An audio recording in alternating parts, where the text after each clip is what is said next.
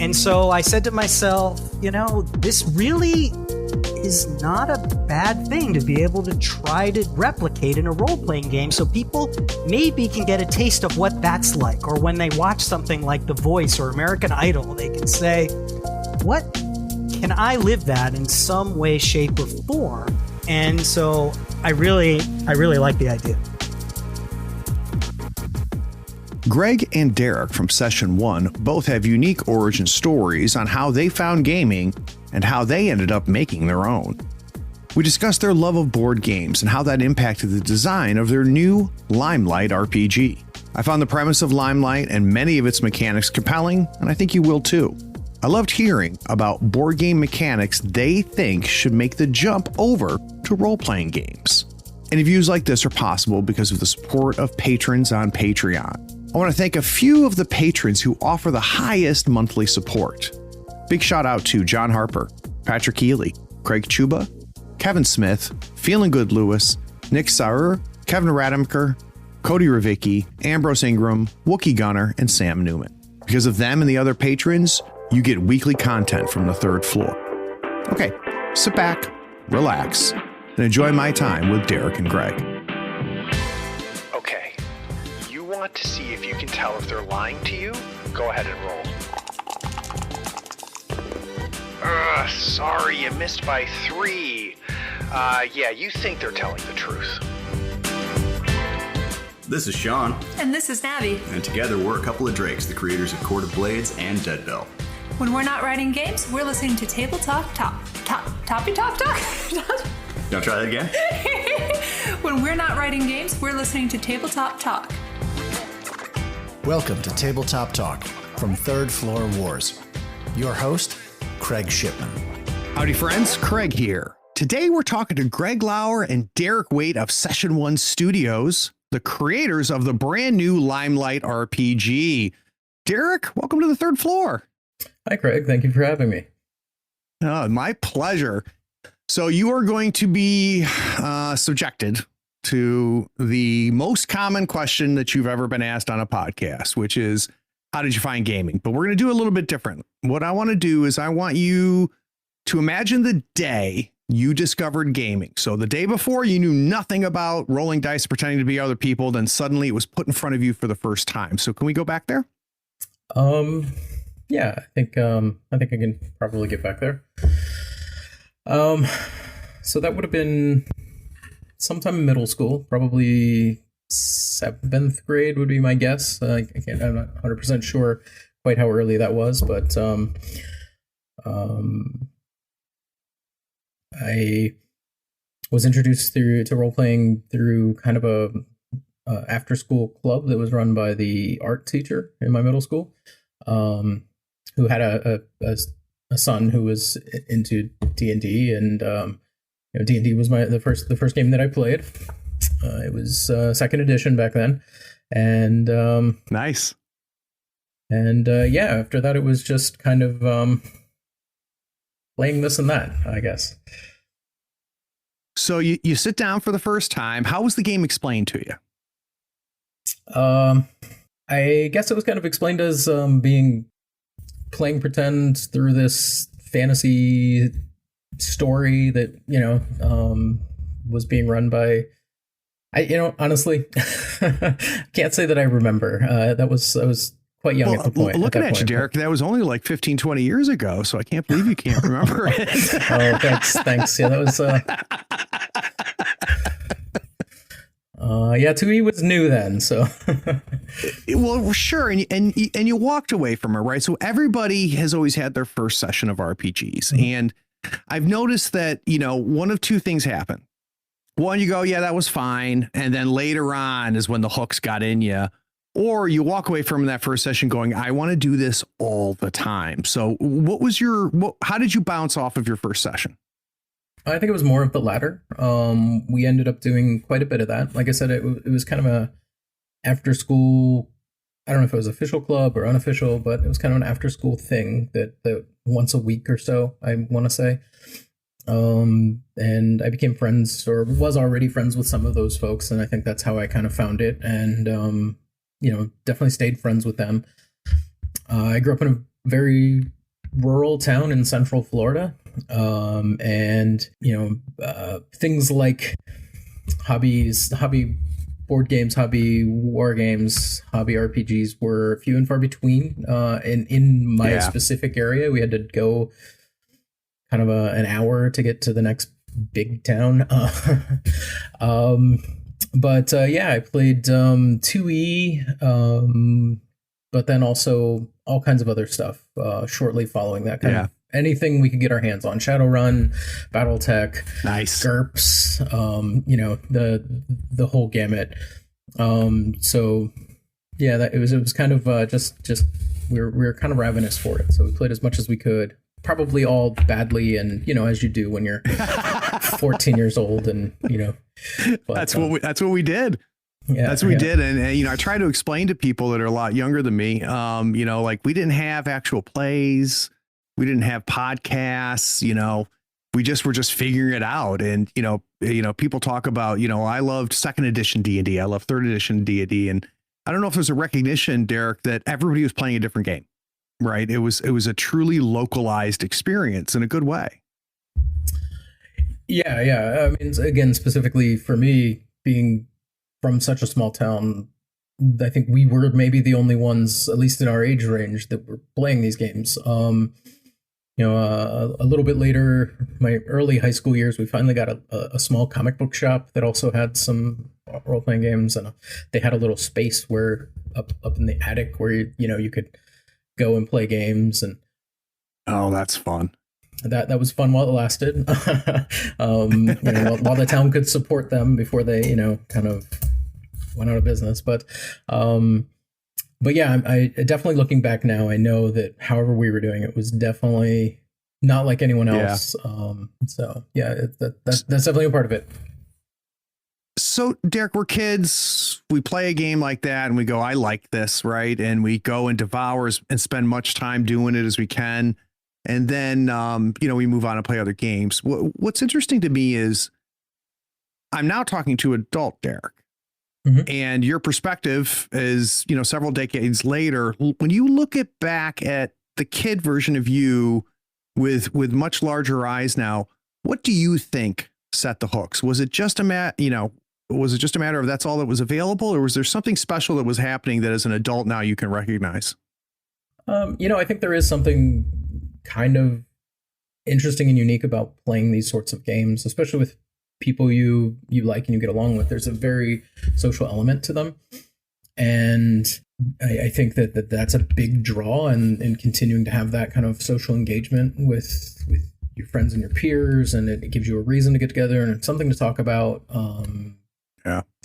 When you're at that age where you don't really have a whole lot of world experiences yet, it gives you a shared set of experiences and a shared set of things to deal with. So it's absolutely, and I think that carries through, that particular piece of it carries through to adulthood. It's a social element to the sitting down together, playing a game, doing the thing. So I think that's a big part of it for me from the start. So you go through middle school, you play a ton. Does it carry through into high school? Do you guys continue together and keep playing?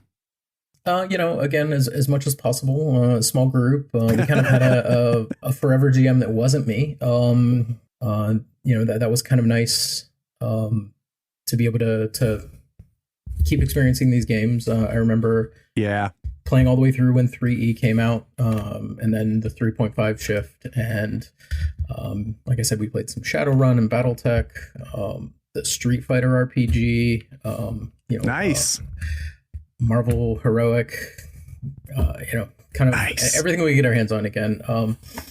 And that kind of continued through the beginning of college. And then I kind of had a lot, that was kind of where I hit my breakaway from the hobby, was after a couple years in college. And then I was kind of away from the game for about 5 years, six, maybe even more than that, 6 or 7 years.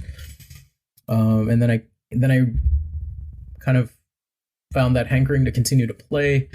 I had also kind of simultaneously found webcomics were a big thing back then. I found the Order of the Stick webcomic, that was that I think it still is going on. It's on the Giant in the Playground is the website, and they had a forum there, and I started playing by forum, playing by post. Oh, wow. And then from there, I found other places to play by post, and played by post for 5 or 6 years, 7 years, something like that. No kidding. And then life got busy again. I kind of took a break. I got kind of heavier into board gaming.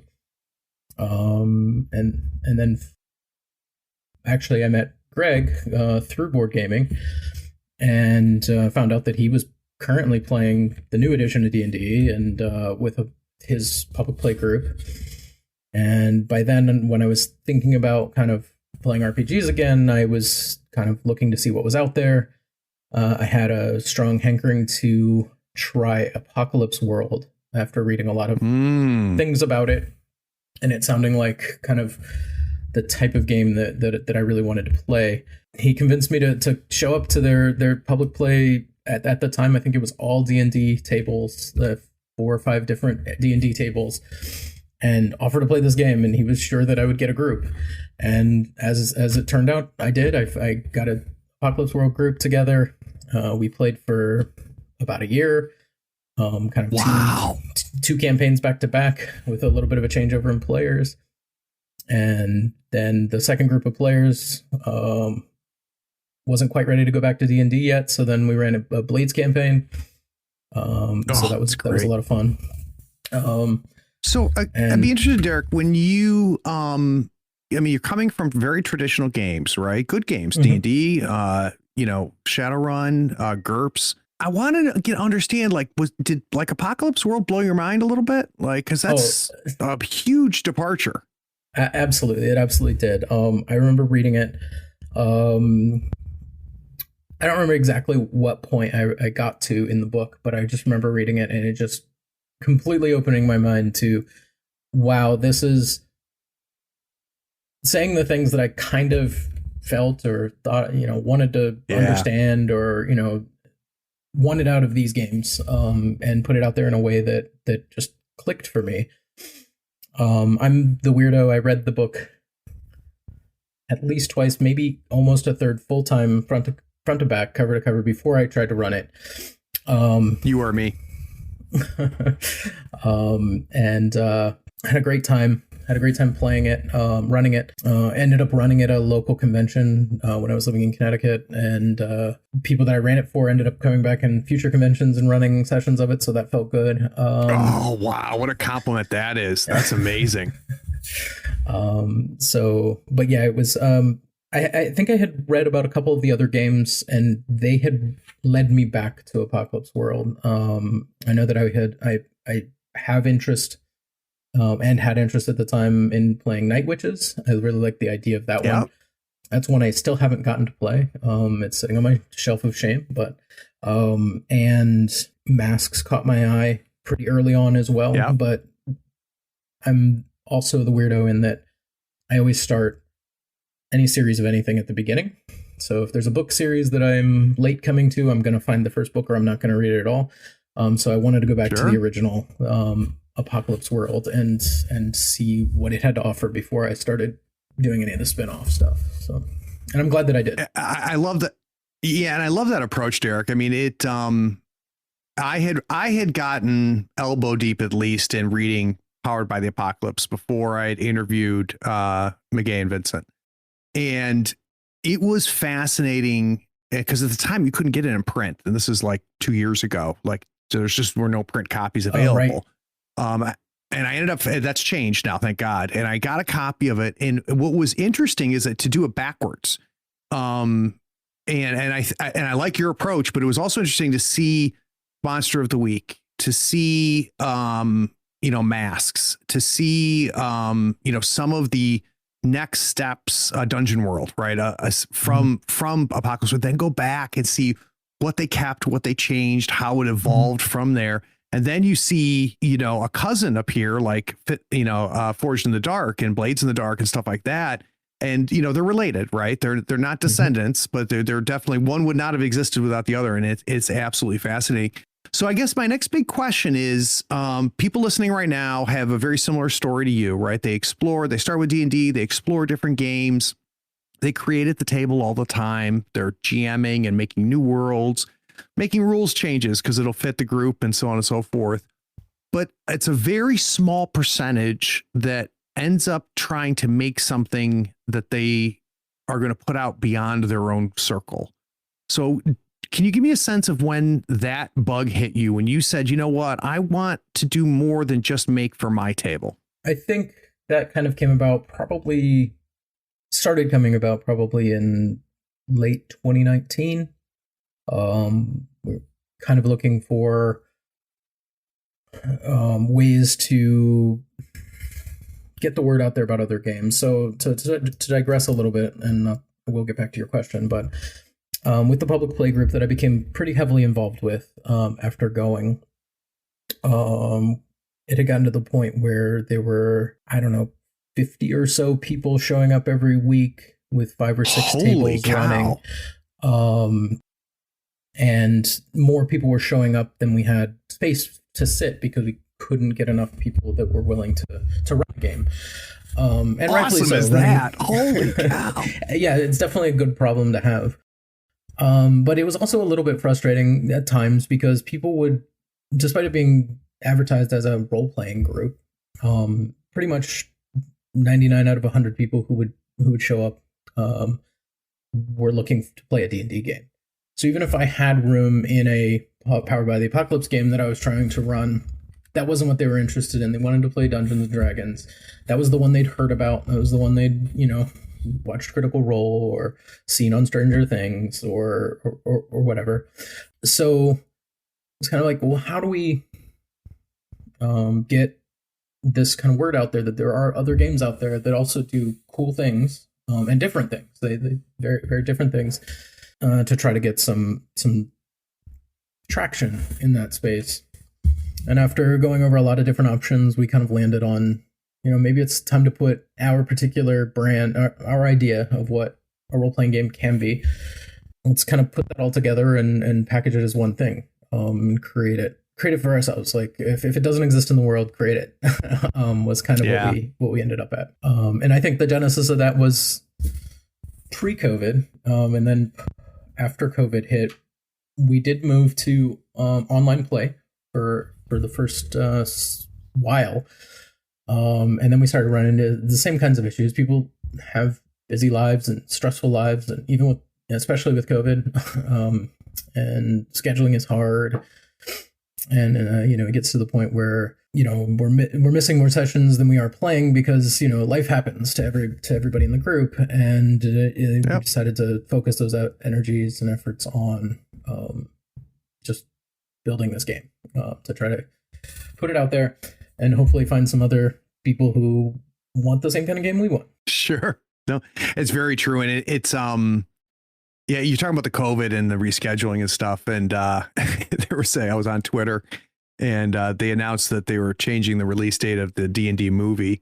And I wish I could give credit to who said it first. It got said a few times, but the person was like, that's the most like on brand thing about D&D I've ever seen is rescheduling the release date, right? We can't get together at this time. How about what's it look like after Christmas? Right? Exactly, that's funny. So Greg, this is long overdue. You and I have been talking and interacting for at least a year now. I think Twitter is where we first connected, and we did. Yeah.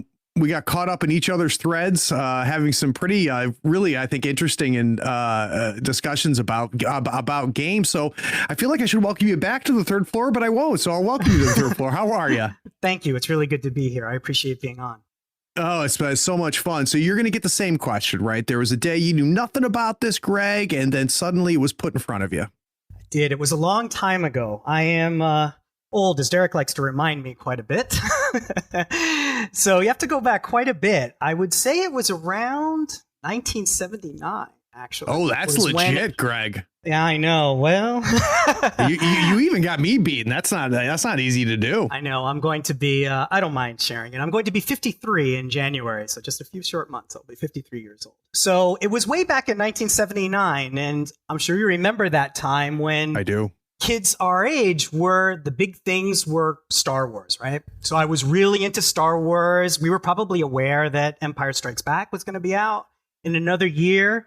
And video games were really starting to take hold, especially in the arcades. So I would get involved with that. I had a really good friend, his name's Mark, that his father was interested in those sorts of things. So I remember he had an old TRS-80 Model 1 that we used to play with.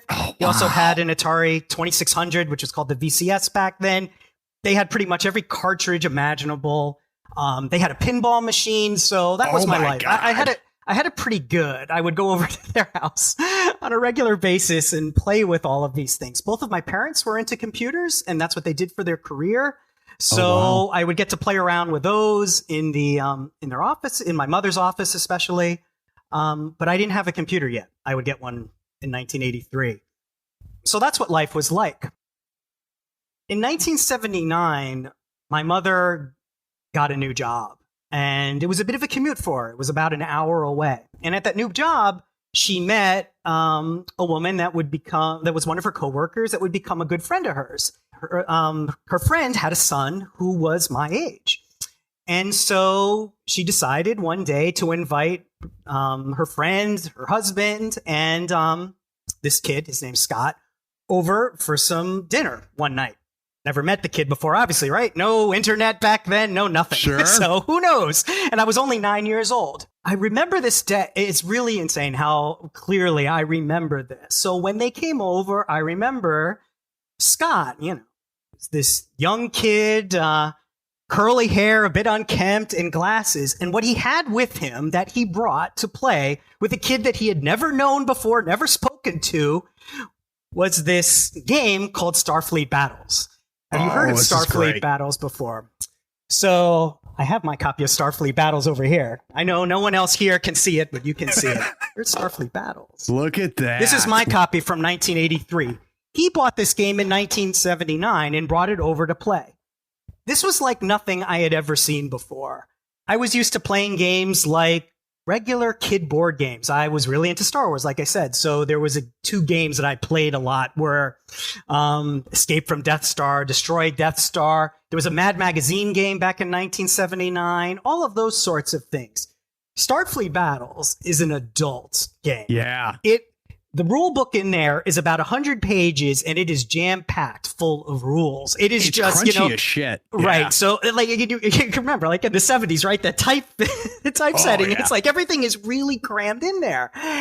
And it was blew my mind, right? I remember having a good time, even though I didn't understand what was going on. It was what it came down to. And it was through Scott that I really got into this aspect of the hobby.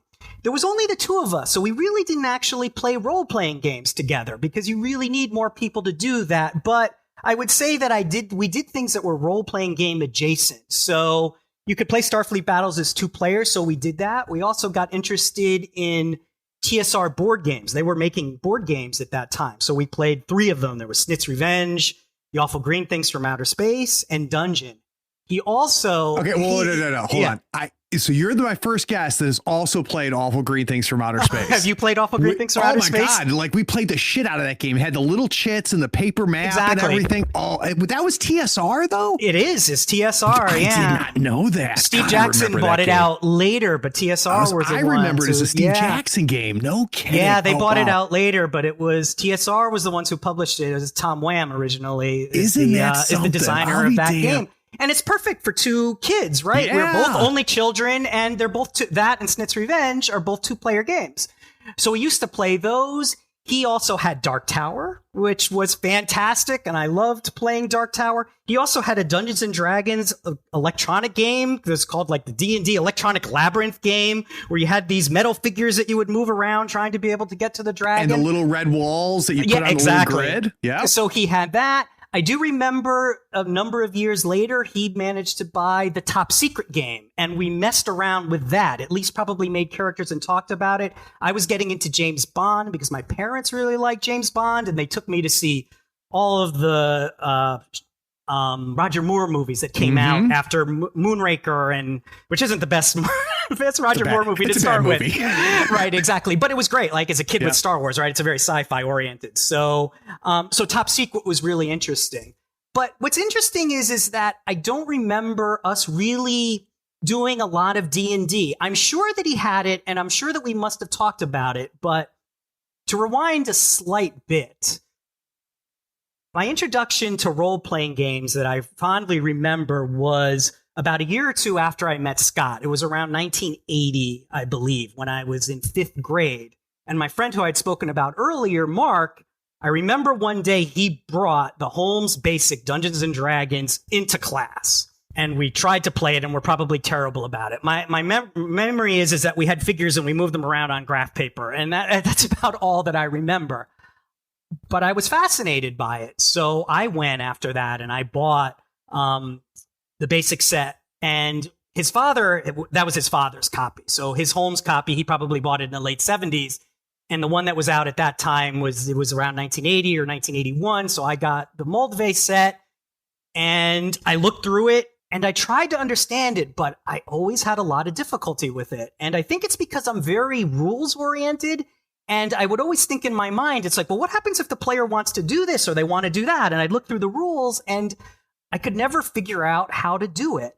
But the game always fascinated me. So throughout years, I bought that. I bought the expert set. I bought the first edition AD&D book. So I have the player's handbook and the DM's guide and the monster manual. I have tons of modules for all of that stuff. And I'd probably try to play it every now and then, but I remember always feeling like, you know what? It's just much easier to go to the arcade or to sit at my house and play in television and just play video games, and that's it. So, and I would get any of that sort of feel instead by hanging out with my friend Scott, because I wouldn't see him all the time, right? As I think I mentioned, he lived an hour away. So he lived where my mom worked. Right. It was an hour away. So I wouldn't get to see him until, every few months, but then we would have a long weekend together because we'd spend the night together and, sleeping over, and then we'd get, play hours of Dark Tower or whatever. Oh, that's amazing. So it's really interesting that I kind of bounced off it very early. Like I was into it and I wanted to be able to play it. And I still have all of those books, and I would always read them and really try to be able to understand it. But I think a combination of really not being able to figure out the key component to make that game work, which is if you don't know what you should do, just make it up. And that didn't occur to me when I was young. So I was interested in it from the lore point of view and reading it and understanding the rules that were there. But I remember playing it once when I was in high school. I went to a public library and played it there. And I remember it being a very funhouse dungeon sort of experience. I remember there was one room we went into, and you stepped on a tile, and then you roll a die and see what happens. And I think my strength went up to 18. It was which is what happened at those times, right? And I remember thinking to myself, "Oh, this is kind of dumb." So, I really actually was aware of it, and it was involved in my life, but I did not play it that much until much, much later. So looking back at it, Greg, when did it really click for you then? So like you're immersed in the hobby as in a big tent sort of way, right? You're playing a lot of different board games. You're consuming the media. You're like me. I would sit.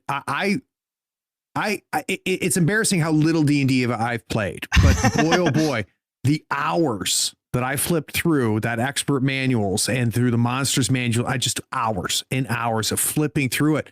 Yeah, exactly. And I know all of those, illustrations, like some people love them, right? All the little silly cartoons and the more serious, wonderful art in that. And I remember it and was always wonderfully inspired by it and was always intrigued by it. But I think, as I kind of implied, I was really into video games and still am. And that really took over so much of my life, both throughout high school and throughout in college as well. And the other thing that's interesting that I've learned is that all of my very close friends that I met in college, they all played Dungeons and Dragons at time too, but we never ended up playing it together, which was so interesting. So I can tell you that it was only about 10 years ago in 2010 when I was introduced to the designer board game hobby, my friend Rob. And he introduced my wife and I to Agricola. And it was just like game. It was just like when that time that Scott came over and showed me Starfleet Battles, that my mind was blown again, because I'm like, I've never seen anything like this and how to do it.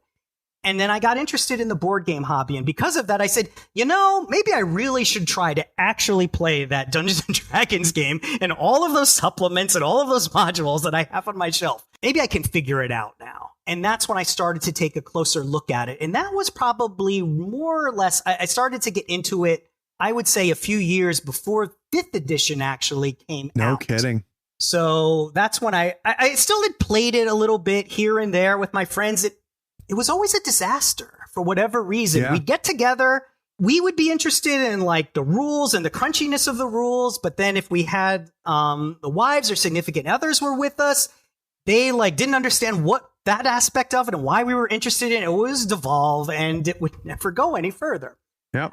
But yeah, it was a few years before Dungeons & Dragons 5th edition came out that I made a really conscious effort to be able to get interested in it again. And that's when I also started going to this public board game group that Deric had mentioned and getting involved with it and really interested in that aspect of it. And I put a lot of attention into it and played about 5 or 6 years straight of Dungeons & Dragons 5th edition, starting with the playtest before that, D&D Next. That's when I started to really look at it, trying to understand what was going on, getting involved in the playtest so that I could help shape it. And that's where I started to really start to understand how that game worked and how to get it to play.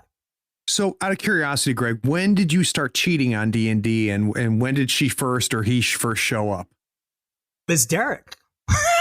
Was it? So it was Deric in Apocalypse World and that kind of stuff? It was.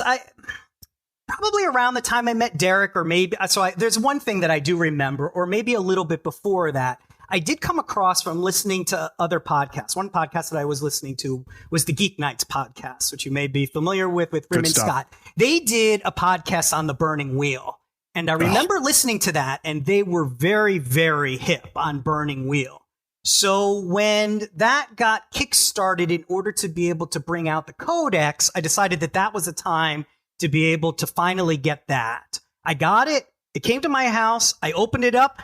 It was like Dungeons & Dragons. I'm like, I do not get how to play this game. There's no monster manual. There's no DM's guide. I don't understand how we're supposed to play it. It went on the shelf, and I said to myself, I bet eventually I'll figure this out. But yeah, and in fairness, Greg, Burning Wheel's a lot. That's a lot of game. It's definitely trying to jump from Dungeons and Dragons, which is a certain type of experience to try to understand what's going on in Burning. It just wasn't to happen. But that was at least my first inkling, I believe, that there was this other type of way to play role-playing games that was not the traditional way that I was playing through Dungeons and Dragons. I had also played some Trail of Cthulhu. One of my friends really liked that. Very nice. So I played a few games of that and enjoyed the Gumshoe and what things it was trying to do differently, what things it was trying to improve on, where people wanted to do something different with Dungeons and Dragons they couldn't quite do with the way that the mysteries are held.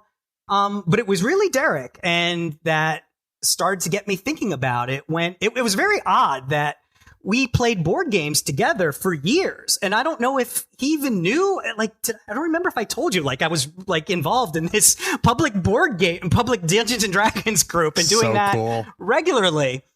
And I really can't remember when we finally said, you should come. I guess there was a point where I found out that he actually had played D&D years ago. And I'm like, you should come and play. Oh, that's fun.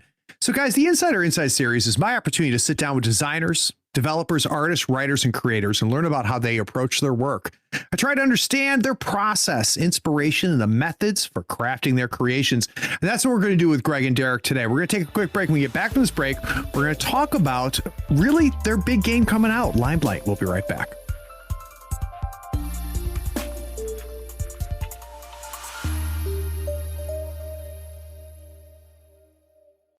If you're an athlete, you know the greatest motivator of all is the fear of letting your teammates down. After all, a team is only as good as its weakest link. So you owe it to those wearing the same jersey as you to be your best every time you step on the field. That's why there's no vape in team. When you vape, you can expose your lungs to toxic chemicals that can damage your lungs. If you're a step behind, the team's a step behind. Brought to you by The Real Cost and the FDA. Hello, friends, and welcome to the Writer's Room, where you can find all sorts of adventures, antics, and escapades for the 7th Sea TTRPG. I'm Zoe Jackson. I'm Evan Ackley. And I am Patrick Keefe. And we're here to tell you the stories of 7th Sea. If you enjoy actual play podcasts featuring adventure, drama, and swashbuckling heroism using music and dynamic sound effects, then you've come to the right place. Not only do we bring you stories from our 7th Sea gameplay, we also discuss the mechanics of the game in special episodes called Notes with the Narrator. To learn more, our Linktree link will be in the bio, and that will help you find us on your favorite podcatcher, as well as support us through our many different platforms. Won't you join us?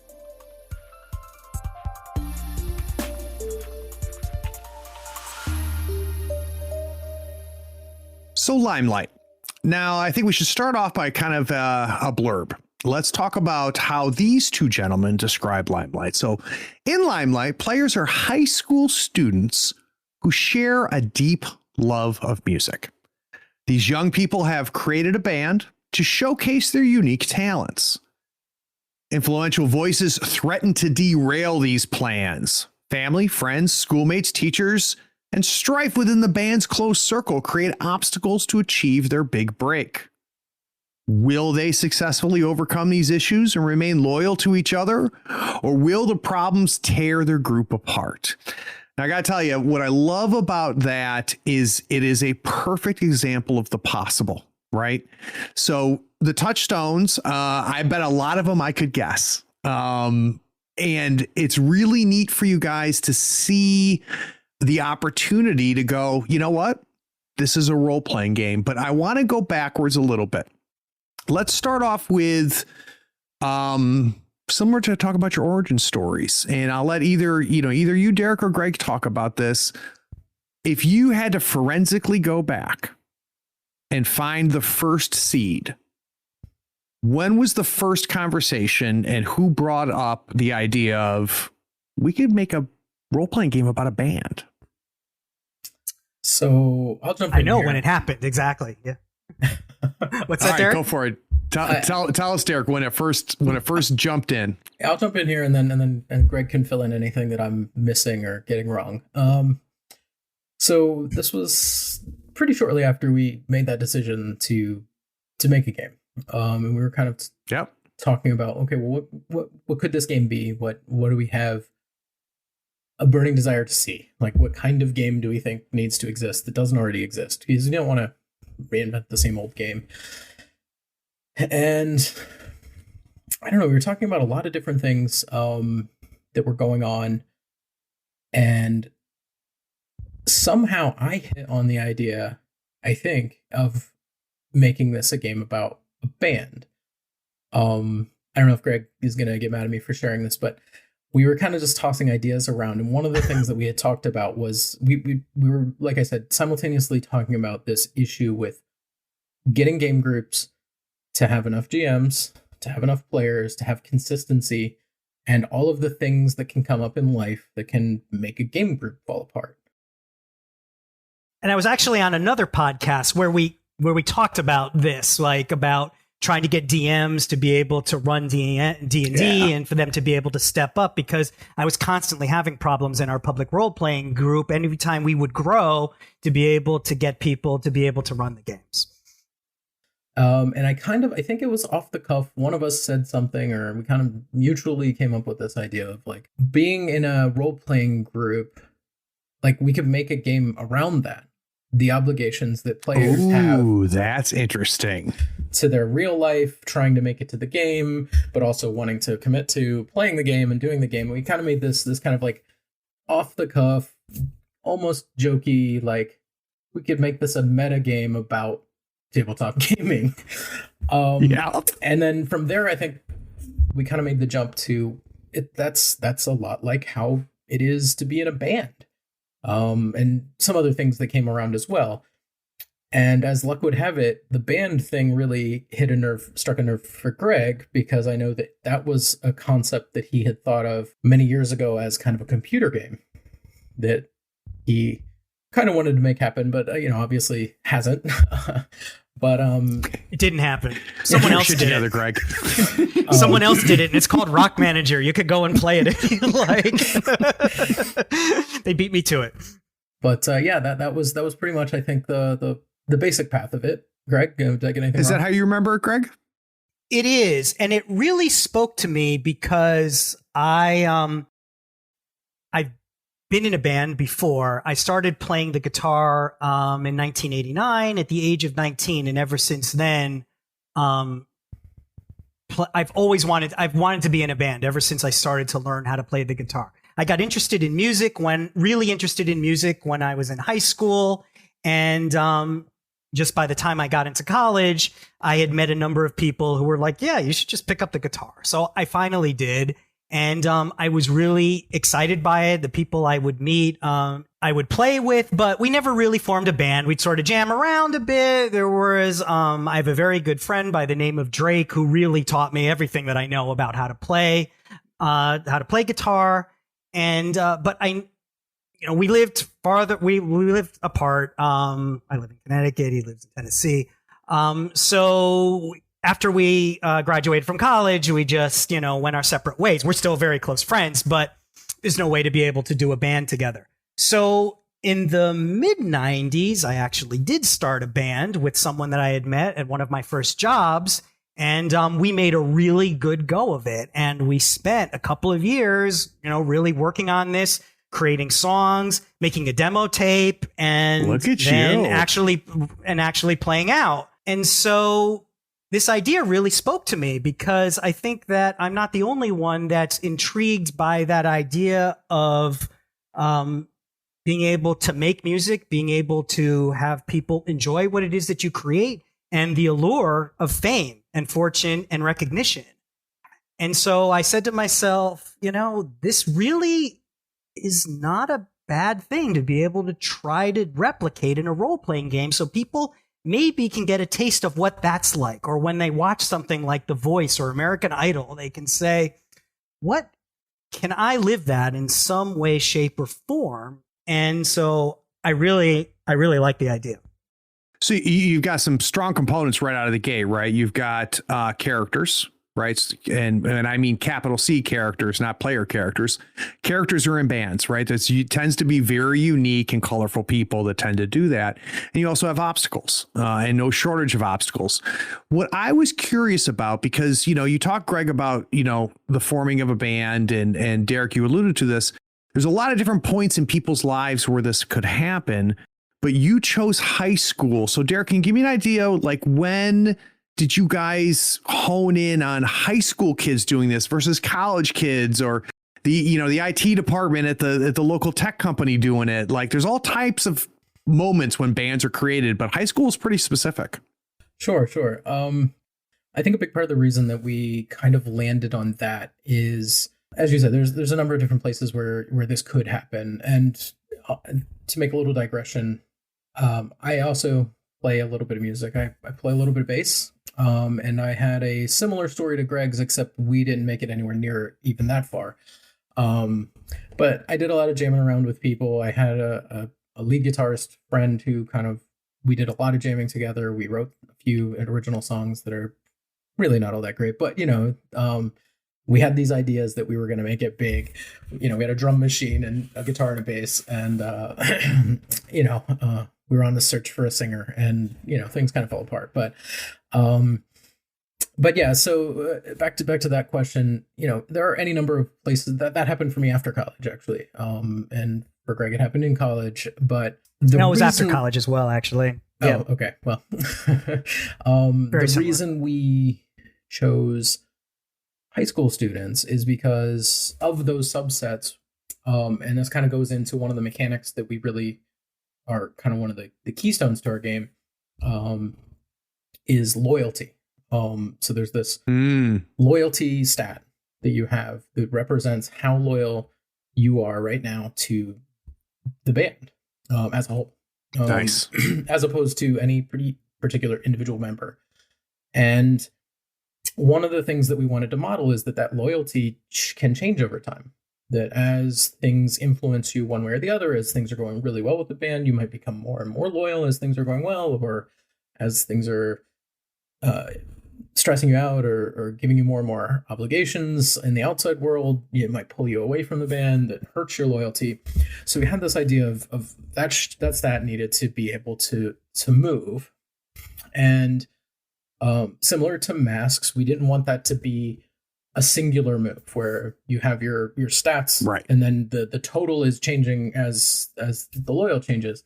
So we took that, that idea from masks that stats would shift, and part of that resonated with us from masks because it is when you're young, when you're a teenager, when you're coming of age, that you are more susceptible, both for many reasons, to changes in your attitudes and the changes in the way that you see yourself and the changes in the way that you present yourself and that you act, which isn't quite the case if you're a 40-something or 50-year-old IT person trying to make it as a band, right? You're kind of set as who you are, and then the band is just this thing.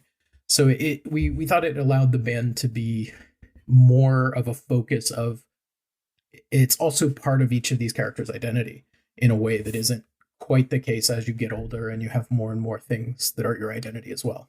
And Greg, did that resonate immediately when that came up? Like, was it a debate? Like, maybe we do high school, maybe we don't do high school. It's just like, oh my God, yes, that's exactly right.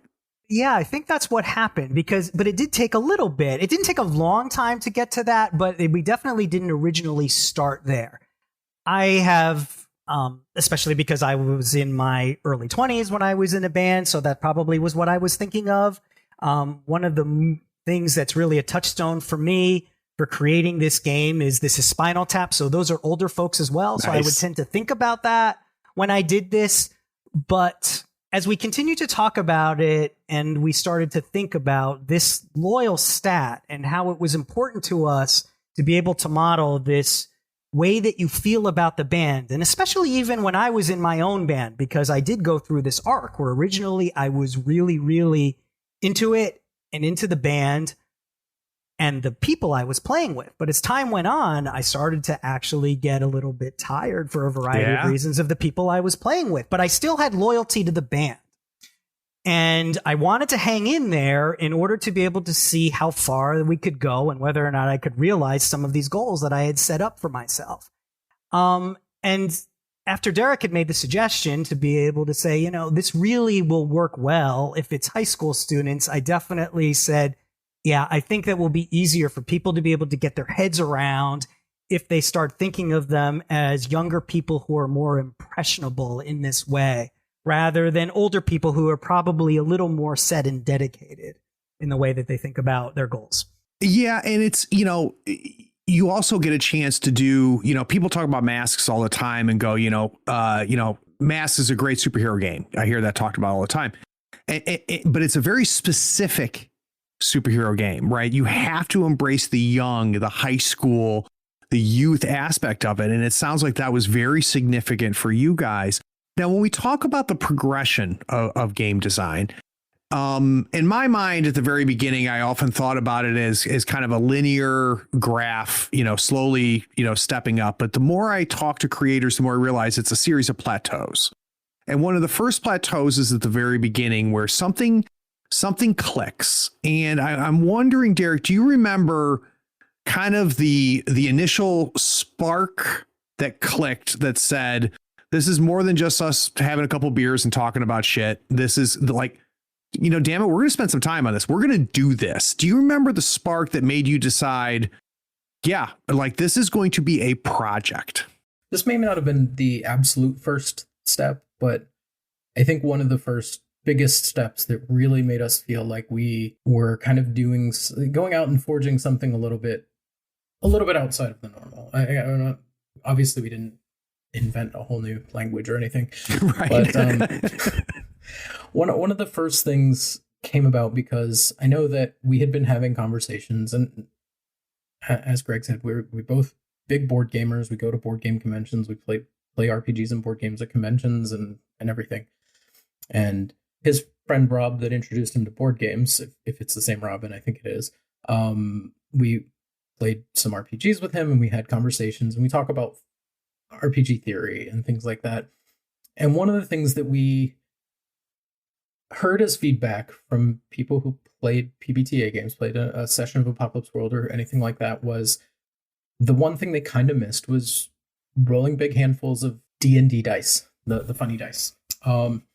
And you know, we had been talking about it a little bit, and I know that this was probably bigger on Greg's radar than mine, because that didn't bother me quite as much. I don't key into that same like tactile response, but I understand that it's a thing for a lot of people.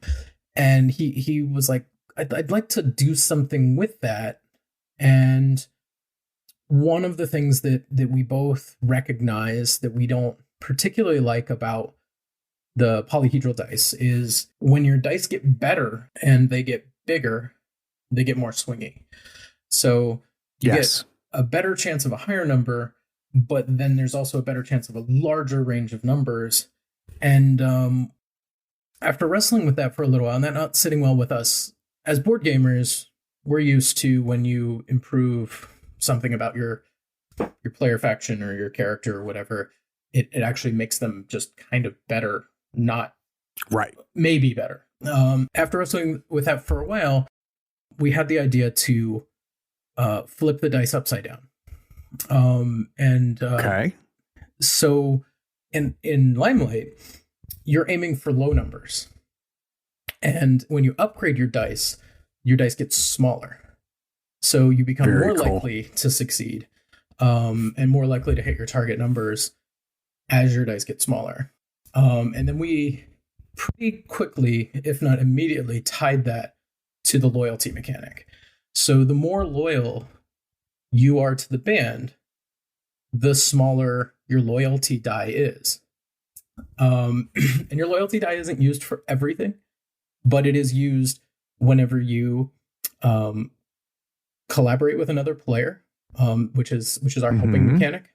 So you may be rolling 2d6 plus stat, but if you're helping, you give them one of your loyalty die. So if you're very loyal, you may have a d4 loyalty die, and they'll keep the lowest two. Interesting. If you have the worst loyal, you have a d10 loyalty die, but it's still helpful because it still can roll better than a 6, or lower than the 6 in this case. Right. But it's less likely to be helpful because you're not as loyal. So I think when that mechanic really kind of clicked into place for us, that's when we felt like, okay, we're really onto something here, because it kind of solved several of these. Yeah, exactly. Several of these issues that we were struggling with kind of clicked and came together. It's really cool. And it sounds like a very neat and an elegant inverse of the Savage Worlds rule of 4, right?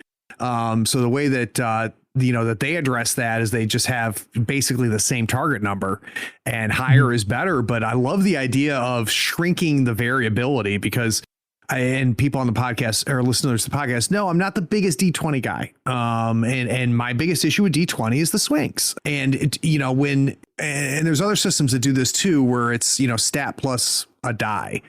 And, depending, and part of it is I'm an ex-programmer, a big board gamer too. So systems, are very important to me. I recognize that, when it's stat plus a D20, your stat doesn't mean shit. Right, because it's the D20 that matters, right? And what's cool is that for you guys to use the dice as improvements to tighten that variability. I think that's very interesting. It was a very early mechanic for us, and very important to be able to make that work. And we just spent quite a lot of time in order to be able to refine it and to make sure that it works throughout the game. The game actually has 2 phases. And Deric's been speaking about what we call the preparation phase of the game, where the band spends time in order to be able to deal with issues and obligations that are affecting them and the band in order to prepare for a live performance, which is called, amazingly enough, the performance. How clever. But exactly.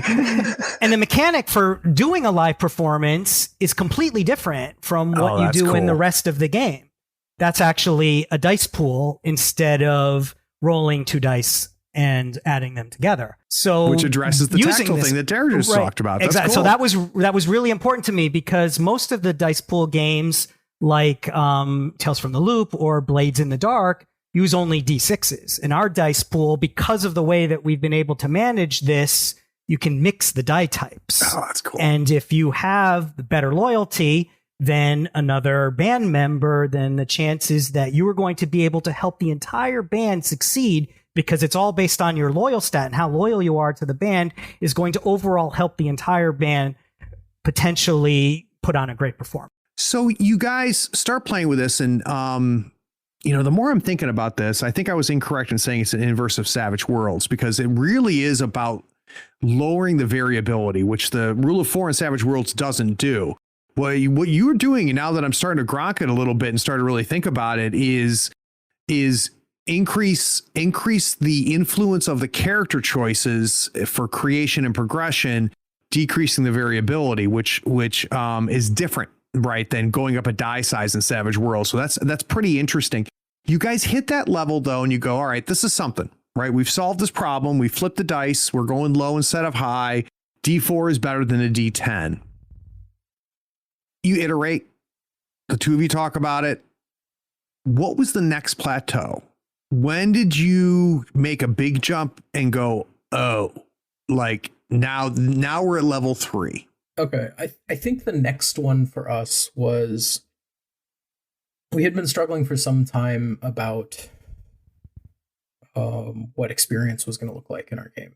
Like how characters gain experience, like for what things the character does, should they gain experience. We'd looked at a lot of different games, and obviously at this point we've played tons and tons of different games. We even talked about, like, maybe we don't do experience. Maybe the characters don't progress and improve in our game. And we were even testing the game without experience in it. We really had tabled it and sort of figured we would eventually sort of figure it out, because the game worked without it. People that were play testing, we didn't need to be able to have that piece in to say, okay, in order to be able to encourage you to be able to do these things, we'll give you these bonuses. We just relied on, here's what your goal is, here's mechanics in order to be able to achieve the goal. And we had tabled for the time being, well, here's what will happen, here's how you get rewarded when you do it. And I think we had both obviously kind of had it in our mind for the whole time, because I don't know that either one of us have played a game that worked differently, that at least one that did have advancement to where you gain X number of experience points and then you gain a level. And we looked at things like blades and character experience, like end of session experience based on what the characters do. And there are a lot of things that we really like about that. We looked at Apocalypse World's highlighting. Yep. We kind of had a lot of interesting conversations about how that could work in our game and what it would model in our game, that, it might be different from what it models in Apocalypse World. And what we finally somehow, I don't remember the how of this, but what we finally kind of landed on was that we also have this mechanic in our game, as Greg mentioned, is issues and obligations. So at character creation, each character is going to start with 3 issues, which are broad things like, my parents are on me to get better grades in school. The baseball coach is mad that I've missed practice. Anything like that. Something about another band member that you're having some strife specifically with that member. And as the game progresses, there are mechanics that will cause you to mark obligations. And so you'll mark an obligation on any of your existing issues, or create a new issue if fictionally that makes more sense. Like, oh, this is the new thing. This is the school bully. I'll make an issue about the school bully and mark an obligation. And we kind of had that in place, to model that other side, right? Like, you want to deal with these obligations, but you also want to, like, make sure you're as loyal as possible to the band. So you have this push and pull. You're trying to make these difficult decisions during the preparation so that you're ready for this performance. And it kind of came to us that we could create a mechanic where if you have an issue that has 2 or more obligations marked on it, the band can challenge you on that issue. Oh, that's cool. And they can say, this whole thing that you're dealing with your baseball coach, and it's causing you to miss band practice, you need to figure that out. We're going to challenge you to fix this issue. So then there are mechanics in the game that you can clear those obligations. And once you've cleared all the obligations on a challenged issue, you can then resolve that issue. When you resolve an issue, you gain a level. So that's it. Oh, that's cool. There's no XP. It's every time. Oh, what does that mean? So if the band challenges an issue or challenges one of your issues, but you don't want to resolve it, like let's say, they're mad about the way that your girlfriend is interfering with the band, you can John Lennon this thing and say, I don't care. Right. She matters to me. And you can just dismiss that issue. In either case, you cross Does that mean the issue out. it's off the table? The band can't come at it anymore? Or? Correct. But whether it's resolved or dismissed, you cross it out of your character sheet, and you'll never see that issue arise again. You'll never gain more obligations on it because it models that you figured out a way to deal with the obligations around it without actually getting rid of the issue. Interesting. You don't get the level. You don't get to level up if you dismiss the issue. But yeah, that was kind of a big click for us. It was like, well, this is the main part of our game: is the band, the players, the issues. You deal with these issues, you get rewarded with. What we really liked about it was that it's not actually up to you as to what you get these improvements for. So that also works with the fact that kids and how they can peer pressure on you. So it's really what they decide. And you can only have, as I think Deric said, you can only have one challenged issue at a time. So if you don't want to deal with that, or it's stuck there until you decide how you want to resolve it. So either you resolve it or you dismiss it. And when you dismiss it, it actually costs a band resource. That's renown. And renown is the resource that you need to be able to gather, and you need to be able to get to a certain total in order to be able to win the game. Our game actually has a win condition. So if you don't want to deal with it anymore, but you don't want to do the work in order to be able to take care of it properly so that all parties are happy, you can get rid of it. But it fictionally means the entire band suffers because of this. And to be able to explain fictionally how that manifests itself, I think we find pretty exciting. So there's a lot of things I love here. One, had you never told me you guys love board games, I would have accused you of it now. Right. So it's really neat to see that interlocking systems in play that is truly board game inspired. I really like that. I like the twist on the trigger XP mechanic. I really love holding up the idea of the group playbook, right? The band, that the band is a character. The band is the central thing, the crew that holds us together. And this is really interesting, guys. This is really, really interesting. And what I'm appreciating the most is you've skimmed but haven't stolen, which I think is really interesting, right? So I could hear influences from a lot of different games coming into play here, but I don't hear or see a direct port. So the two of you guys are hammering this out, coming up with some really unique ideas. Creating some very interlocking mechanics, which I think is super cool. Something that I've always loved about Blades is that interlocking mechanism, how mechanics, touch across the board with each other. Who's the third person? Who is the first person that got into your little mind and became a part of this conversation? Who was the first person exposed to Limelight out of the duo? Or the third, fourth, fifth, sixth person? Who is the first person who experienced Limelight outside of the two of you discussing it?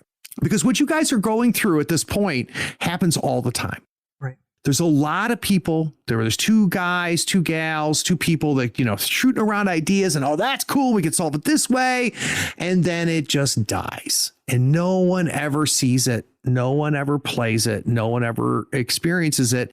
And nobody ever has an outside thought about it. But that's not what happened with the two of you. So I want to get a sense of when it became more than just the two of you, when it got exposed to the world in a very small way. So that would be some of our one of the members of our public play group who played some with us after we went virtual for COVID. He was one of our first play testers, and someone who Gregg befriended through Twitter. I'll let you throw that shout out, Gregg.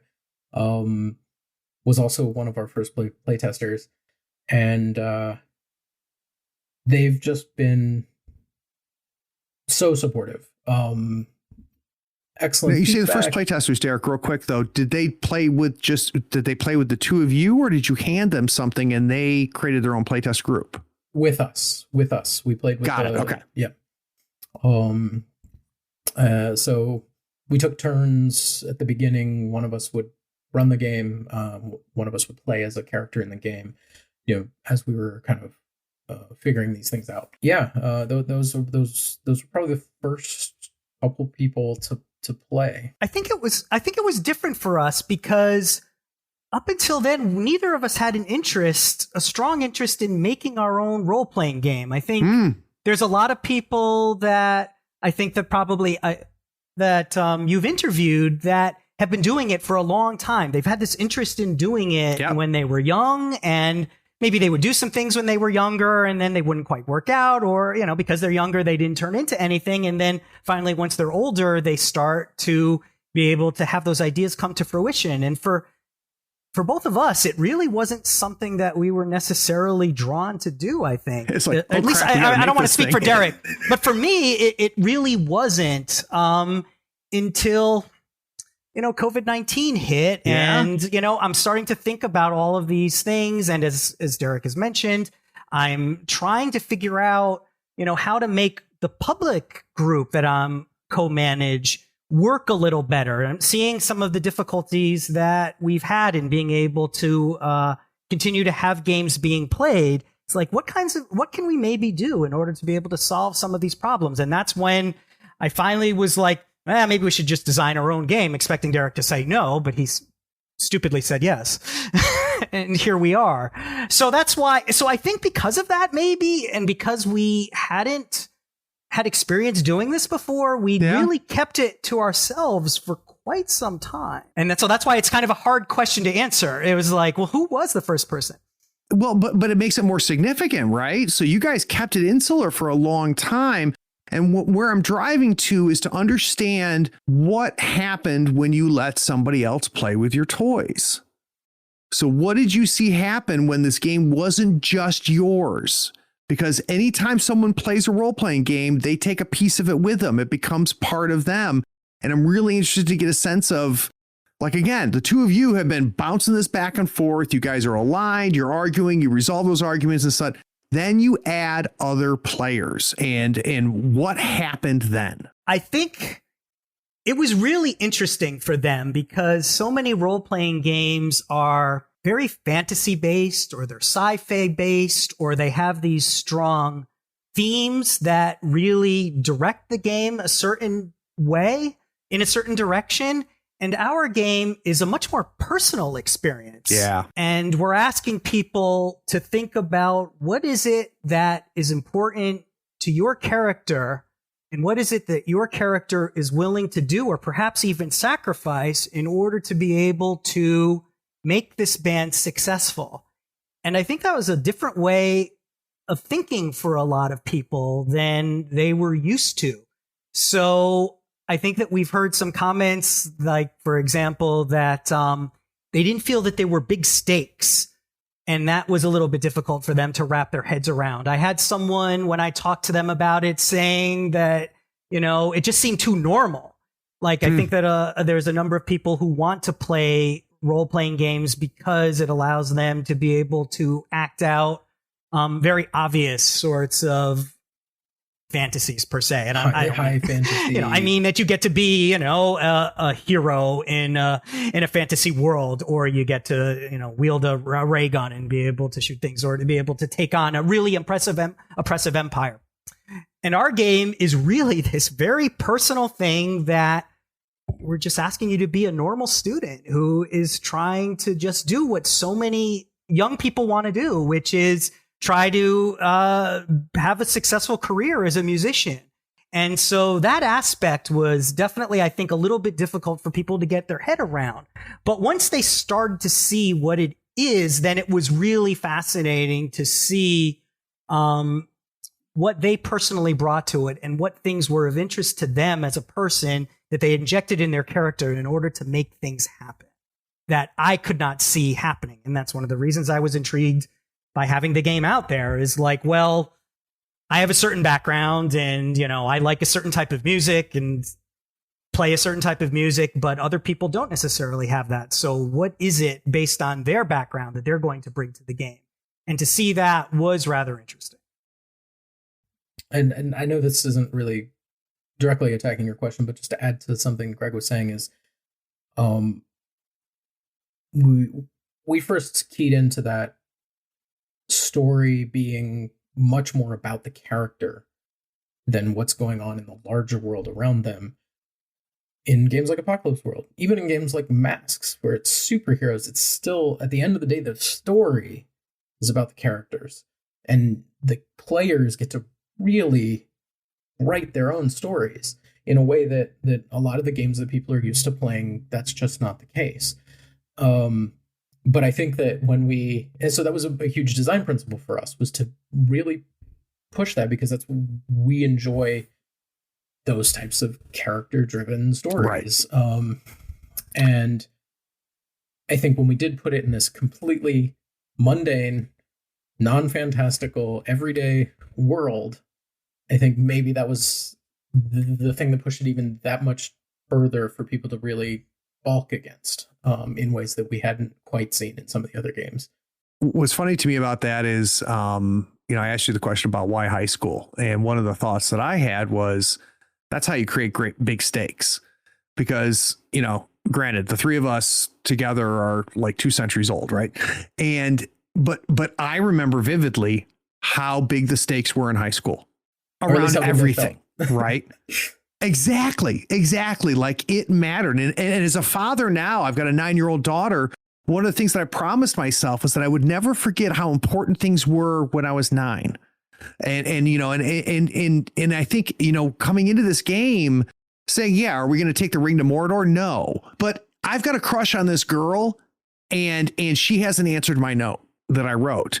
And that was taking the ring to Mordor when you were in 5th grade, when you were in 4th grade. And I think that, for the two of you to mechanically build that through, and like having a clique, having a band, like, those were big stakes, and to mechanically build that out is significant. Now, when we're recording this, you guys are very close to really kind of pushing this game out here. And by the time when we release this, we're going to coincide that to when really the public can get their hands on Limelight. The last little piece I want to talk about before we talk about some other things is I want to talk about the last jump. So what I keep hearing is you're solving problems. You fix this. We're going to go low dice. We're going to do this. We're going to do that. And I keep hearing about a thing that plagued the game from early on, that kept plaguing you. And then something happens right towards the end where you figured it out. You added something to the game. You took something away from it that made it all finally congeal and finally all click together. The gears clicked. Can either of you tell me really where you think that was when you started to go, it might be time to take this thing out of the oven? I can tell where I think it was for me. So it's actually, in a way, closely related to the last jump, because it comes around advancement. So we had been, for a long time, talking about how we were mechanically going to handle the process of, like, how do you earn an advancement? But the other half of that is, okay, well, what does it mean? What does it mean fictionally? What does it mean mechanically? And we had a lot of ideas, and a lot of them were very much based on other games and the way that their advancement systems work. And some of them still have some of that DNA, of course. But the big thing that came with thinking of that, so let me back up a step and say there is another pretty big mechanic that's been around almost since the beginning, called ego. If you take too many obligations, if you ever have to mark a 5th obligation anywhere on your sheet, you mark an ego. You get to clear all your obligations. Interesting. And you mark an ego. If you ever mark a 5th ego, you're out of the band. You have become too self-reliant, too big-headed, too just you're doing your own thing. You become Steve Winwood. Exactly. So there's this worry that, if you're not dealing with your obligations, you might fail yourself out of the band. The band can continue, and you would create a new character and be able to come in and continue to play, of course. But that was a very early mechanic that we wanted, that, your loyalty could continue to get so bad that you would eventually be forced to leave. That's cool. Oh, and I guess coinciding with that, each ego, you lose access to some of your loyalty die types. So once you take your first ego, you can't, under normal circumstances, access a D4 loyalty die anymore. So your best loyalty is now a D6 because you have that chip on your shoulder, that little bit of ego in your way. So kind of in conjunction with that, and in conjunction with kind of the length of the game we had been building, our game, as Greg said, has a end state with a win and loss condition, which is, I know, a little bit abnormal in this space, but you're going to play for three preparations and 3 performances. At the end of the 3rd performance, you have to win that performance. So each performance has a certain number of points you have to earn during the performance to win it. You have to win that performance, and you have to have a certain renown threshold met. That's cool. Going back and forth about what do these advancements mean? How often are they actually going to happen? We kind of realized, like, most characters aren't going to advance more than probably 3, maybe 4 times. If you advance more than that, you can. It's possible with the number of scenes that are in the game, and it's possible to advance more than that. But so we wanted the advancements themselves, the mechanical advantage of them, to be big. And the way that we did that was we combined kind of smaller advances into bigger, more stronger advances. So what that ended up meaning was we ended up kind of slimming down a lot of the things that would most clearly track to something like a playbook move, and having far less of them in our game. And we slimmed down the playbooks so that, sorry, they're not called playbooks in our game. We slimmed down the bios so that they each have 1 key change and 1 signature change.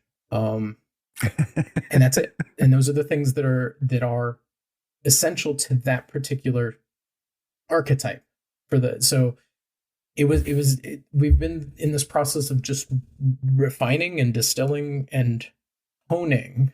And I think that was the last big piece that came together. Like, we really don't need all of this. It isn't actually helping anything.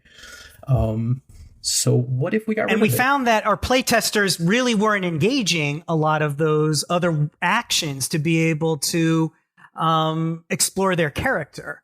So we decided, let's just concentrate on the ones that really speak to who that character type is, and leave it at those, rather than give them all of these options which they're not using anymore. That is really, really cool. So, and I'm going to get into this, I think, more in the second and the third segment, but I want to talk a little bit here. You've said it a few times. We've got now a win condition, and we have this game is going to end at some point, right? This isn't the D&D campaign that goes on for 15 years. This is, a little bit closer to like a Band of Blades, where, there's an end to this story. Now, how long it takes to get there, we don't know, but there's this end point. Was that there from the beginning? Or did that come in the process? When did you guys know that we're going to have a beginning, a middle, and an end? That was pretty early on. In fact, one of our early ideas for how to gain experience was to give players experience for ending the scene. Oh, that's interesting. So, because one of the things that wrap your shit up. Yeah, it's that button, right? The wrap it up button. Because they can tend to drag, and everybody's trying to get their piece of the spotlight, and everybody, and rightfully so. That's part of why you're here, to play a game. And maybe it's just our personal experiences, but we run into a lot of that type of behavior in games. So we kind of tossed that around, and we ended up basing our game around a set number of scenes per player. Scenes per player. Oh, that's cool. Per preparation. And they don't technically owned by the player. So, if I had a scene that I don't really know what I want to do with, I can let your character do it. But theoretically, it's, we have 2 or 3 each per. It's a framework like Fiasco, right? Like, yeah, that's interesting. Yeah.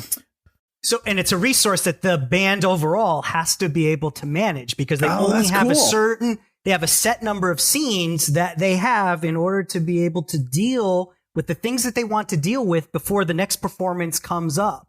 So it's always there ticking in the background. And every time you decide to do something, it really is like a TV show or a movie. There's a scene that's set, and you know that end thing is coming up. So what's most important to you to be able to handle before that big performance comes up where you have to shine on the stage? Right. Like it's literally that's literally like thematically fits in with it. Right. And, I mean, you hear stories about, the 50-year-old guys that have been trying to make it, for 40 years now with their band. Right. But the reality is that that's not what happens. Right. The reality is they, people get together. We're going to make a run at this. And they do. And some make it. Very few do. But the vast majority of it, they all just go, well, we shot our shot. Right. We took our shot at this and we did it. That's fascinating, guys. That is absolutely fascinating. The last little piece before we move on is as I'm starting to digest this, one of the other things that I think is really makes me excited about reading this more is how much player and GM fodder you have built into this system, right? The entire obligations and the issues and all of these things are gifts. They're gifts to the other players that are playing with you, and they are gifts to the GM. And I can imagine some clever GMs seeing this and going, show me your character sheet. Now I know exactly what we're going to do this session, right? And I know how this scene is going to piece together. Which is a mechanic that we see in many different forms in a lot of different games. And I really am gravitating towards it and really finding that interesting. So, guys, we're going to take a quick break. When we get back from this break, I want to talk more about the relationship between board games and role-playing games. We have 2 guys here that they found each other with a love of board games, and now they're making a role-playing game. And Greg and I think, have interacted a little bit on this topic before. I want to talk about how these 2 hobbies overlap and where they're separate. We'll be right back.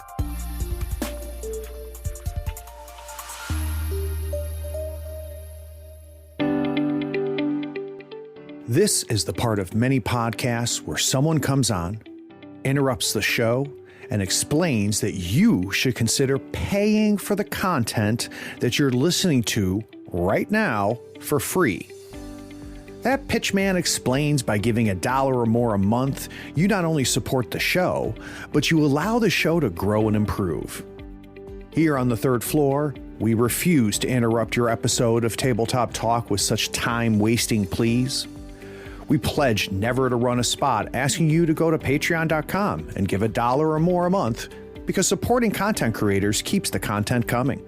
Even if there is a link in the show's description, and there is, we don't ask you to click it and become a patron. We don't waste time rambling about the benefits like early access to episodes, getting episodes without ad breaks like this, or even getting a chance to play in one of Craig's RPG sessions. Anyway, enjoy this episode knowing Tabletop Talk, despite being supported by its patrons, won't engage in such blatant appeals for support.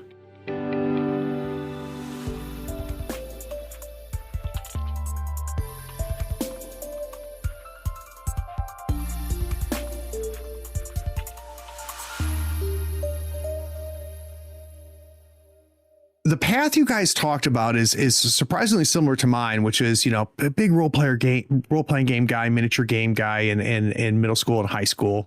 and into college. Then I took a long break. And what brought me back to the hobbies, capital H hobbies, was board games and this board game revolution that was coming out of Europe and spread to here, and playing games like Agricola and Power Grid, and just, saying like, holy shit, like this is not, this is not Scrabble. Like this is a whole new thing.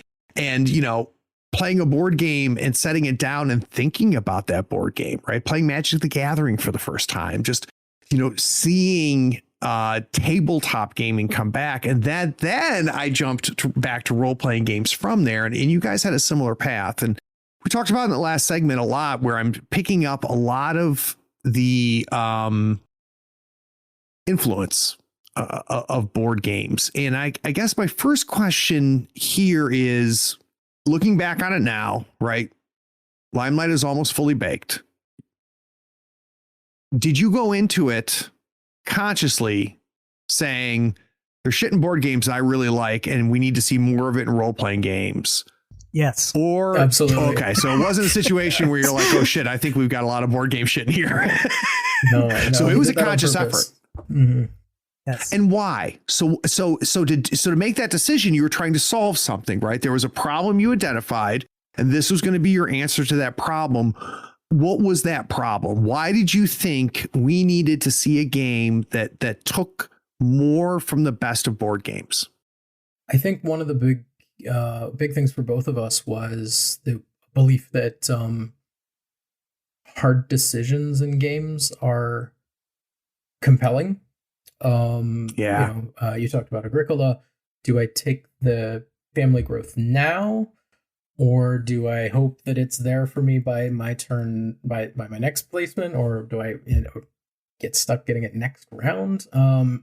So we think very highly of those types of interactions. We think that those are important to gaming as a whole, and we thought that they could be also important to these types of games. We are telling stories together or participating in creating stories together. But those hard choices, they're important to board games, but they're also important to stories. They're the things that make stories interesting. Make them compelling. Do we go over the mountains, or do we go through the mines of Moria? And we definitely did that 100% on purpose for that reason, I think. And I think we also know that there are a lot of really cool mechanisms in board games that could be used. And we didn't use all of them, but we tried to use some. Right. And let's be honest, and it was a race. Right now the board games are winning, and they won it by sprinting, right? But like it's a more mature hobby than RPGs are. I think RPGs are starting to catch on to it, but things like, writing clear rules, having rules that are specific and purposeful and interact with other rules. All of that stuff is stuff that was battles that were fought 20 years ago, 15 years ago in board games. And now we're seeing the fruit of it. We're just now seeing the beginning of it. But where you guys really leaned in was in the performance phase. So, Greg, let's talk about that a little bit. So someone listening right now is like, I really love board games. Wait till you do the performance phase. Can we talk about why? Performance was something that we decided to come up with early on because we like board games. And we thought about what kinds of things were touchstones for this sort of game that we're trying to do.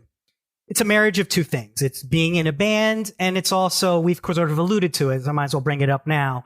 We also wanted to attack coming of age. So that's where the issues and obligation system comes in. And it's about growing up and what things are important to you growing up, and how does that affect this other thing that you're trying to do, which is more adult, which is try to be able to create this career.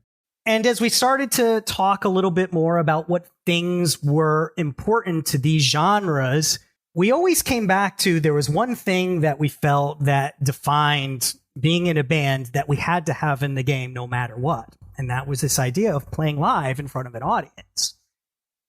But how do we do that? What is it that we do? How are we going to model that? And because of, I think, our interest in board games, we decided to model it by creating a board game type experience that does model this idea of the collaboration between the band members together is what is going to be able to help decide whether or not you are successfully able to win over an audience. And we decided that the way to be able to ensure that that is an important touchstone is to make sure that no matter what, it happens. And in our game, it happens no matter what 3 times before the game is over, and that you can't avoid it, because that is a very important part for a band that is trying to be able to make it, is to get out there in front of that audience and advertise that you can play and that you can play well. And that's how you get attention to yourself. And we felt that in order to be able to push that and to lean into this aspect of how important it is, and it's always sitting there looming, and it's there just tapping you on the shoulder. You've got all these other things you have to deal with, but you have to do this in order to be able to. And that's the major way that you gain this resource called renown, which will indicate whether or not people in the world or in your community like you. You have to do that. And we said, well, as we thought about it, I think that we kind of came across the fact that we can kind of mechanically model this using mechanics that are very typical in board games. So we focused on that very early on. And I would say that even though the percentage of time that you do it throughout the whole game takes between 8 and 12 sessions, each one being 3 and 4 hours each. The performance probably, once you get used to it, will probably take no more than an hour to be able to do. And it only happens 3 times over those entire 8 to 12 sessions. But doing with the usual 80-20 rule, I would say that Deric and I probably spent close to 80% of our time really trying to hone the way that this works and trying things and it not being quite right, having play testers do it and feeling like that it was either too difficult, that they weren't feeling like they didn't feel like they were accomplished musicians, and we didn't want our musicians to be, and we didn't want our musicians to feel like that they were terrible. Like the point was, you've already created this band and you are capable to some degree. So if you were always doing badly when you were deciding what to do and the roles aren't coming up right, we found that was not encouraging to players. So we would constantly tweaking the mechanics in order to say, well, how can we make it so that it's always on that, as much as possible, you're on that cusp that you might win it, but if it doesn't go quite right, that audience isn't going to like that thing that you did. So they're like, nah. Bring in Reiner Knizia. Right. So exactly. So we really spent a lot of time tweaking it so that it had that right feel, so that you could always feel like it's within your grasp, but that if you didn't do quite the right thing when the way that you decide to play the performance, that it would slip through your fingers. Well, and that's the thing about that, about board games that we have fallen in love with. That's what brings us back, right? So if we play a board game and at the end of the board game you lost and you have no idea why you lost, you're not going to try to play that game again. The games we love is when we lose at the board game and we go, man, if I had just done this, everything would have been different. So riding that cusp is huge. So Deric, I'm curious for you, with your extensive history and experience and now having made a role-playing game, what are some untapped gold that still is in the board game sphere that hasn't really come over yet? So, and maybe it hasn't come over for a reason, but is there some mechanics or things you're seeing in board games that you say, you know what, a smart RPG designer, maybe me someday, needs to explore this because this can make the jump over? Can you think of anything that falls in that lane? Yeah, kind of off the cuff, is really kind of the first time I've thought about it. So, but yeah, I think what could be a very interesting role-playing game that I would definitely like to play is one that uses some deck building mechanics. Ooh. And not necessarily to build your character, but maybe that's part of it, but maybe also to build the situation, to build the environment, to give people the authority through the deck that they've built. I think something like that could be a really interesting thing. Yeah, and that could be the RNG, right? So that could be, get rid of the dice and do a little bit of like what they're doing with Weird and Through the Breach. Has a little bit of a deck building aspect to it, and uses that as the RNG. How about for you, Greg? Is there things that you're excited about that you're seeing happening, mechanics or approaches you're seeing in board games that you go, someone needs to poke around with this a little bit. It could be adapted. Very good question. And we spent so much time with this, thinking about what we could do with board games that hasn't been here. So, but you've since the beginning of Limelight, and since Limelight has been baked, you've played a lot more board games since then, right? So no, not as much as I would. Not as much as I would like, unfortunately, is a problem due to this taking a lot of time due to COVID-19. So it doesn't come up as often as I would like to be able to play board games. Is there an innovation? How many phrase this a different way? There is a recent innovation you've seen in game board design that has gotten you excited. So let's not even put it that it's adaptable. That's a tough question, actually. I want a 4-page essay, and I want it on my desk exactly. tomorrow. Whoa, boy, I'm gonna fail at that one. Go ahead and mark an obligation, Greg. Exactly. I'm gonna. Well, let's do this then. And I'm gonna dismiss it. I'm gonna spend renown. Too bad the band's gonna have to suffer for it. You guys have been you've been way too involved in this for too long. I can hear it now. It's really a lot. Yeah. Well, all right. So, Greg, I'm going to let you off the hook, but I'm going to use it to transition into really my favorite last segment of my interviews, which is finding out what creators love that other people are creating. So, is there anything recently, Greg, that you have been playing, reading, watching, grabbing the controller and losing a Sunday like I just did yesterday with frickin' Ghost Recon on my Xbox? What lately has gotten its hooks into you that you haven't, that you weren't a part of making? It's all kinds of stuff that I'm not part of making that interests me. But something that really like took over your life for a period of time. I think the things that it's actually kind of going back in time to some degree. As I mentioned earlier, video games have always been a really big cornerstone of my entertainment interests. And in the late 90s and early 2000s, I was really, really into first-person shooter games. I'm a very big fan of id Software. So when Wolfenstein 3D came out, I played it to death. Then they came out with Doom, and I played that to death. And they came out with Quake 1, Quake 2, and Quake 3. I played them all to death. I was part of a online clan, and we tried to get better at it in order to play competitively. I went to QuakeCon like every year for 10 years in Mesquite, Texas, in order to be able to... Isn't it crazy knowing that Sandy Peterson was there making that stuff? Yeah, it is crazy. And, I got to meet people like Janelle Jacques, actually, when I went to QuakeCon. So it was like, even then, when I wasn't really doing role-playing games, I got to meet people who were really important to the industry and get to be able to talk to them about these sorts of things. So that was really interesting. What I found is that as time went on, so first-person shooters are really something that I love. And then as time went on, they kept iterating and changing and changing and changing. What we're seeing now over the last few years is that people are going back to that kind of style that was popular in the 90s and early 2000s. And they have a term for them. They call them boomer shooters, not because baby boomers play them. I'm not a baby boomer, I'm a Gen X. But because, things go boom when you do blow that. Shit up. Exactly. So, and people are doing amazing things with them. They are taking either these old engines like the Doom engine, and they're modifying them to an extraordinary degree in order to be able to do really cool things, or they're able to use the Affinity, what's that engine now that I can't remember now. It's not Unreal. No, not the Unreal engine. Is it Unity? To edit this out while I think, and the Unity engine. Thank you, Derek. Yes. So the Unity engine is really popular in order to make first-person shooter games.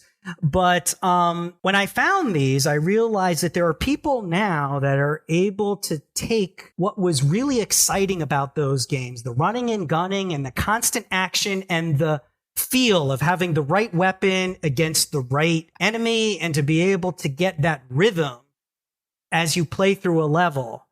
And people are kind of grasping onto that and making some incredible shooters with that. So ones that I've played that I really like a lot, Dusk is one that I recommend, which looks a lot like Quake and was really, really popular.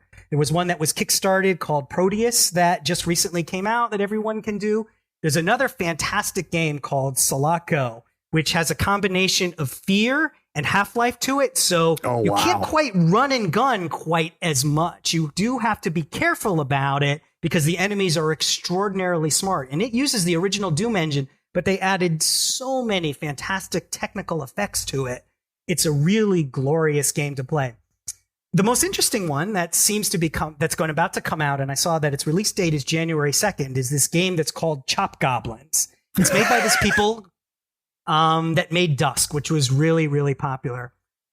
What's amazing about it, and again, they haven't really released very much other than what it's about and to talk about it. What I find incredible about it is that they have decided, instead of having an experience that lasts a really long period of time, like most first-person shooter does, it supposedly provides a first-person shooter experience in about 30 minutes.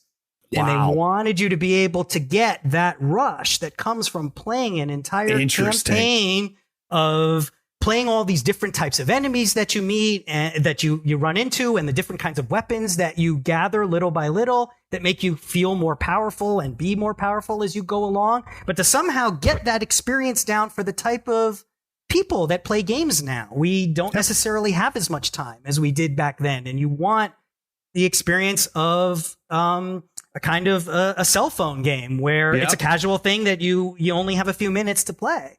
So I'm really intrigued to see in January what this Chop Goblins game is like. My understanding is that you play a character which attempts to try to steal something from a museum, and you find some kind of box or something like that and open it up, and these goblins come out and they start causing havoc. And you have to go through different time periods in order to try to diffuse the situation. So I'm really curious how they can get all of this in this play period that's supposedly only 30 to 60 minutes. So I'm very excited by this, that people are doing this, but still trying to innovate over what was done in the 90s and early 2000s. Well, we've talked on the show a lot about the how more accessible it is to be a creator in the RPG world, right? With the publishing software becoming something that's, anybody can own now. There's free publishing software out there with Drive-Thru RPG and the PDF technologies has allowed people to create games that couldn't, when Greg and I were young, couldn't create games. The barriers were there.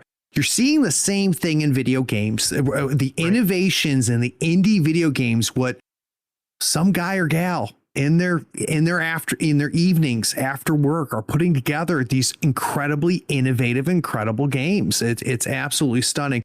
How about for you, Deric? What is something that just recently has kind of took over your life a little bit? Well, I don't have as much time to play as I'd like. As much as I used to have. So I'm very far behind on my video game playing. But I did finally get around to playing Horizon Zero Dawn. So I'm working through that campaign slowly and getting a real kick out of that. What's working for you on that game? What'd they get right? I don't know. I just like the feel of it. I like the feel of the movement, the combat, the stealth. Crafting is cool. There's just a lot of cool things. The kind of the setting and theme is kind of cool. Of the post fall of humanity, rise of robots and whatnot. So definitely enjoying that. I watch probably more TV than anything else. And the show that just came back and I'm super into is Mythic Quest on Apple TV.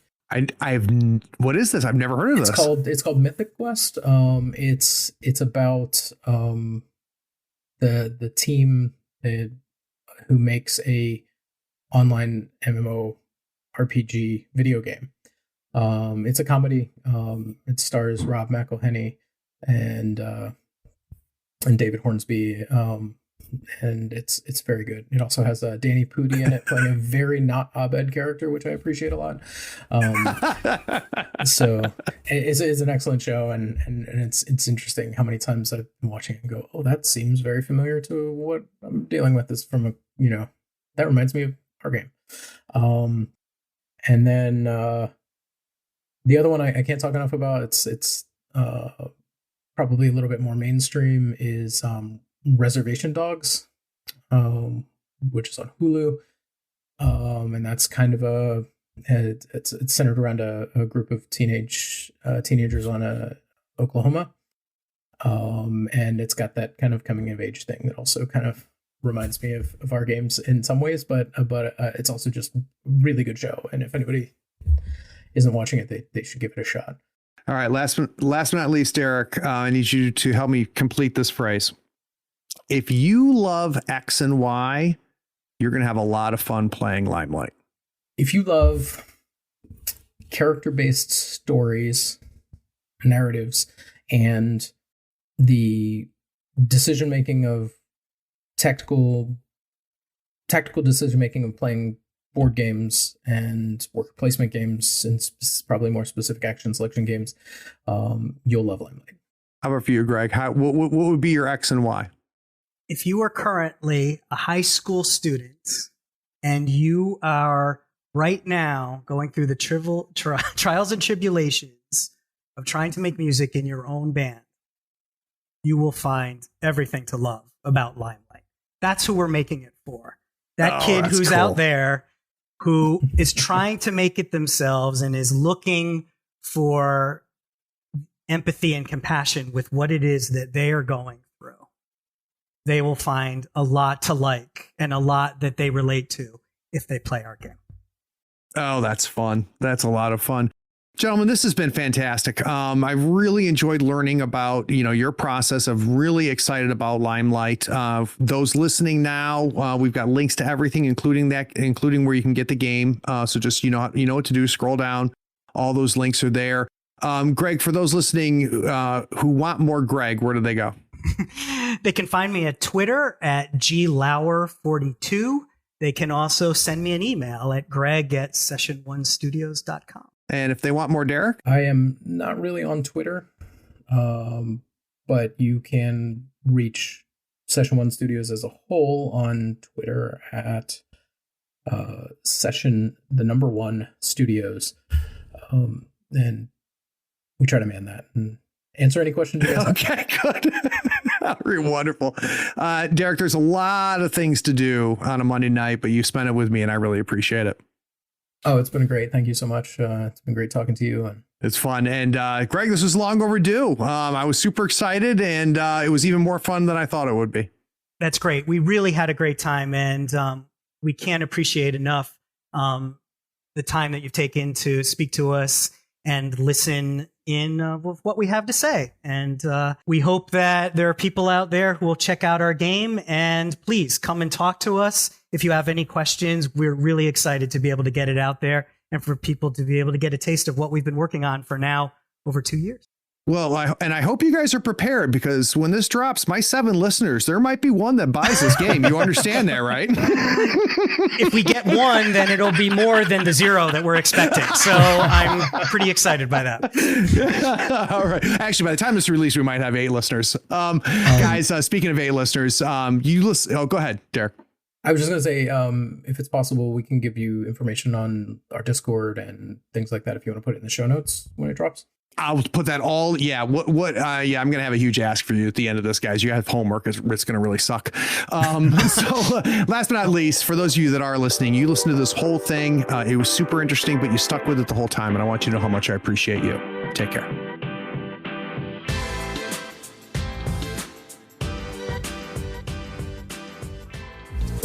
We hope you enjoyed this episode. Subscribe to Tabletop Talk and share it with your friends. Check out our content on YouTube and Twitch. Follow us on Twitter and Facebook and stay updated on everything coming from Third Floor. All the links are in the show notes. Take care, floorheads.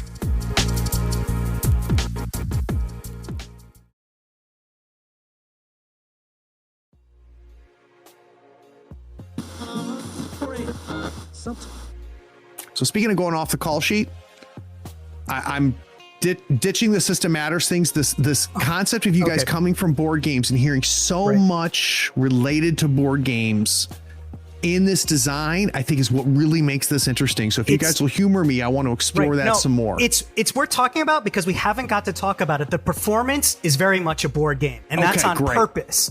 So it's and probably give us a chance worth to get into that. Perfect. It's really, really interesting. The other thing that's worth noticing, that's worth mentioning, is that the GM does not set the scenes. We've put the agency in the players. The players decide what the scenes are and what it is that they do, and the GM gets 2 scenes. Yeah, with a few exceptions, but we really wanted the players to be able to decide through their characters what things are important to them before the performance comes up. And I'm smelling more and more Jason Morningstar in this, and that's a compliment, right? That concept of that fiasco, or the Cordova does it with Brindlewood Bay, which is you know what?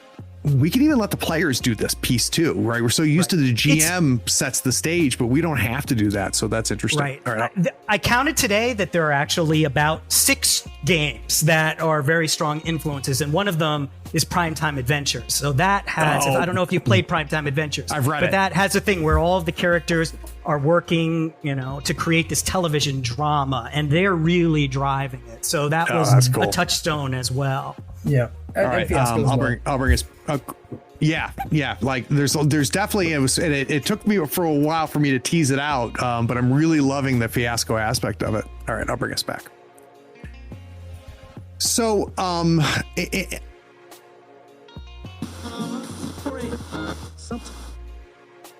good stuff, guys. Good stuff. It's all right. We don't suck. Thanks. Well, if I can just get you talking. There's never a problem with getting me talking, unfortunately. No. So please, definitely and crank me down if I'm talking too much. It was good, and Deric, I appreciate it. You started getting into the groove, man. Sometimes it's hard to go through this, but I saw it happen. Like you were struggling at the beginning, and then you just kind of jumped in. So I appreciate you trusting me and doing that, man. Sure, no problem.